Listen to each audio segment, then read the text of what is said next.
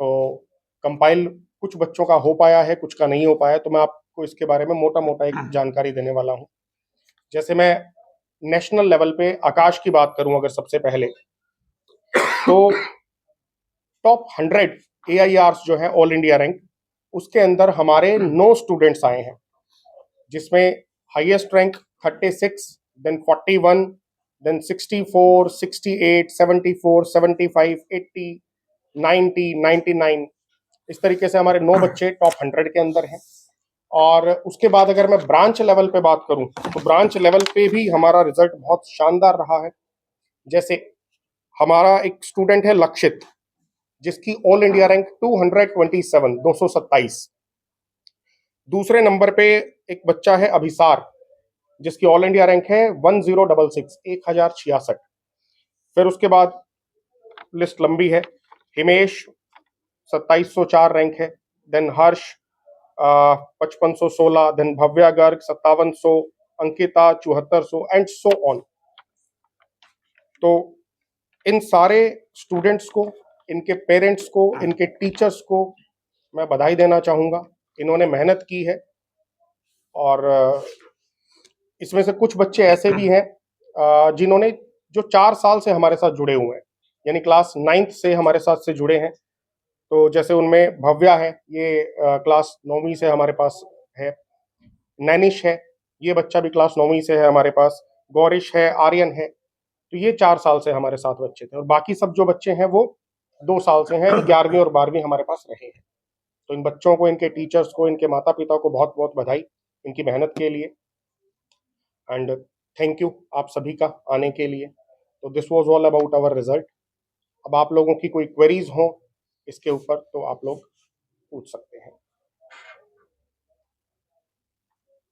Time management कितना अहम role रहता है सर, सारा गेम ही टाइम मैनेजमेंट का है कि जैसे जो सेल्फ स्टडी आवर्स हैं, अगर आपने कोई स्टूडेंट डेली बेसिस पे, वैसे तो मैटर करता है कि इफेक्टिव आवर्स कितने हैं, बट वो भी टोटल में से ही आएंगे। अगर किसी स्टूडेंट का डेली बेसिस पे 1 घंटा भी अगर कम हो रहा है, तो अगर उसको हम ओवर एन ईयर या over a period of 2 year देखेंगे, तो वो एक बहुत बड़ा अमाउंट निकल कर आएगा। उतनी वो क्वेश्चंस कम कर पाएगा, प्रैक्टिस कम कर पाएगा। तो डेफिनेटली एक टाइम मैनेजमेंट का बहुत बड़ा रोल है कि बच्चा किस तरीके से, बहुत सारे बच्चे हैं जो उन्हें लगता है कि वो पूरा दिन पढ़ रहे हैं, पर बहुत सारी छोटी छोटी एक्टिविटीज के अंदर टाइम वेस्ट कर देते हैं। घर में इधर उधर घूम रहे हैं, उसी में टाइम वेस्ट कर दिया। तो वहां से जो थोड़ा थोड़ा टाइम हम निकाल सकें, कोई स्टूडेंट निकाल पाए और उसको इकट्ठा करके देखे, तो वो एक बड़ा अमाउंट बनता है, और वो फिर बड़ा रोल प्ले करता है बच्चे की सक्सेस में। 17 ही है तो बढ़ सकती है। सर बिल्कुल बढ़ेगी, क्योंकि अब जैसा हम जानते हैं कि पासवर्ड प्रोटेक्टेड हो गया है रिजल्ट। तो जिन बच्चों से कांटेक्ट हो पाया है, कुछ बच्चे आए भी हैं हमारे यहाँ, उनका रिजल्ट अभी आ गया है। बाकी का हो सकता है कुछ का शाम तक पता चले। कई बार ऐसा होता है ना सर कि बच्चा जो एक्सपेक्ट करता है वो रिजल्ट उसको नहीं मिलता, तो बच्चा थोड़ा सा मायूस तो होता है। चाहे रिजल्ट बहुत अच्छा हो, जिसकी AIR 2 भी होगी ना, वो भी थोड़ा मायूस मिलेगा कि 1 नहीं आई। तो उस चक्कर में फिर बच्चा थोड़ा टाइम लेता है कनेक्ट बनाने में। तो उम्मीद है कि शाम तक बच्चों से कनेक्ट होगा तो ये रिजल्ट और बढ़ेगा। As far as previous result of advance is concerned, तो कितना देख रहे हैं कि आप ये प्रोग्रेस पे है इस साल? बिल्कुल प्रोग्रेस पे है सर। लास्ट ईयर हमारी highest rank I think 600 something थी। नहीं सर, 600 भी थी, उसके बाद फिर 2700 थी, 1700 थी, और फिर 2700 थी।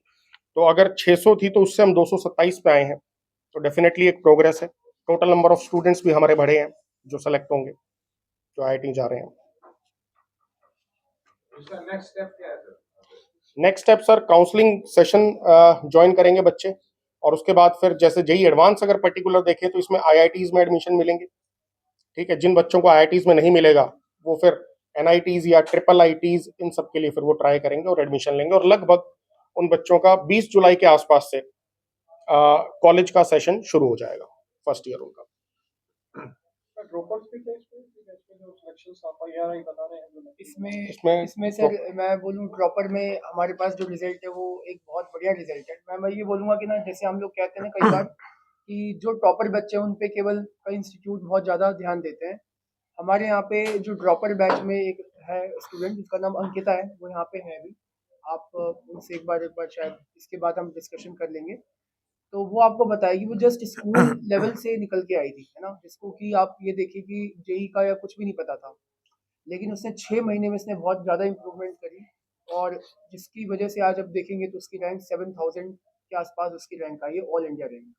तो आई थिंक अगर आप गर्ल्स कोटा लगा देंगे, या है ना, तो उसके हिसाब से इसको आईआईटी कानपुर के अंदर कंप्यूटर साइंस आराम से मिल जाएगी, जो कि एक बहुत बड़ी बात है। इस बच्ची को मैंने मेहनत करते हुए देखा है कि जिस हिसाब से इसने सर ने तो पढ़ाया है उसको, बच्चे को, मतलब काबिले तारीफ कि जो बच्ची 12th में उसको कुछ नहीं पता था, कुछ न, बहुत कम मार्क्स थे जिसके, उसने, टाइम तो होता नहीं पूरा, 11th-12th वाले बच्चे के पास 1 साल का समय रहता है, जबकि जो ड्रॉपर बच्चा है उसके पास 6 से 8 महीने ही रहते हैं तरीके से देखा जाए तो, पहले जेई मेंस के लिए, ठीक है, ओवरऑल मान ले तो 1 साल, उसमें जो उसने परफॉर्मेंस दी है वो गजब है। मतलब 7000 रैंक ऑल इंडिया लेकर आना और किसी आईआईटी में प्रवेश लेना बहुत अच्छी। हाँ जी। आपके जो संस्थान है इसमें छात्र छात्राएं दोनों ही इसमें बाजी कौन से मार? सर जेई एडवांस में तो जो मैं अभी रिजल्ट देख पा रहा हूँ तो इसके अंदर तो लड़के ही मार रहे हैं बाजी, ठीक है, बट जैसे मैंने आपको भी एग्जांपल दिया अंकिता का, उसने जो 6 से 8 महीने में जो मेहनत की है, मैं बोलता हूँ वो बाकी लोगों की 2 साल की मेहनत से भी उसके भी ऊपर है। बेशक कुछ दूसरे बच्चों की रैंक उससे ऊपर हो, बट इसकी जो 6-8 महीने की मेहनत है, मैं इसको मेहनत को उससे ऊपर रखूंगा। जिनका सिलेक्शन नहीं हो पाया उनके पास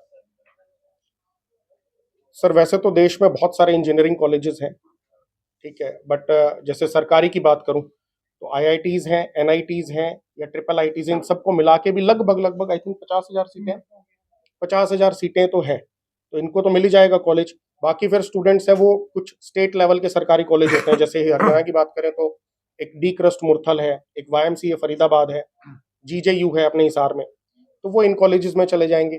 कुछ बच्चे प्राइवेट कॉलेज चले जाते हैं, और जिनको नहीं जाना होगा वहाँ, वो फिर 1 साल रिपीट करते हैं, 1 साल अगले साल फिर ट्राई करते हैं।